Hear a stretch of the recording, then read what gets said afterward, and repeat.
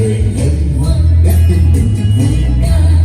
Ngày ra con Chúa đất tung tin đã sinh ra, từ đón ca tất cả nhà bao la. Người người hoan chúc đón tin vui thái hòa.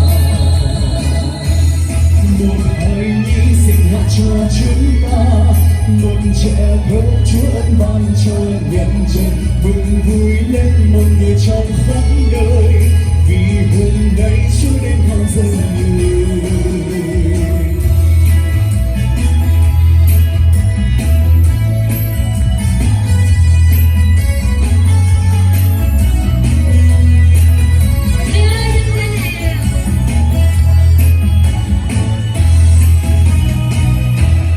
Trời hân hoan đất tưng bừng vui ca.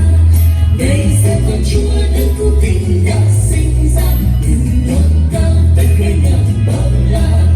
Người người hoan chúc đón tin vui thái hòa. Trời đêm nắng ngày mừng lên ánh quang, và cùng chung lòng tiếng ca muôn thiên thần. Mừng vui hái vui bình an Giáng sinh, mừng ơn Thiên Chúa ban cho nhân dân.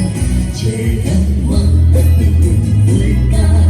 Ngày ra con Chúa đất cứu tinh đã sinh ra, từ đón ca tất cả nhà bao la. Người người hoan chúc đón tin vui thái hòa. Trời hân hoan đất tưng bừng vui ca. Ngày ra con Chúa đất cứu tinh đã sinh ra, cao tất cả nhà bao la. Người người hoan chúc đón tin vui thái hòa.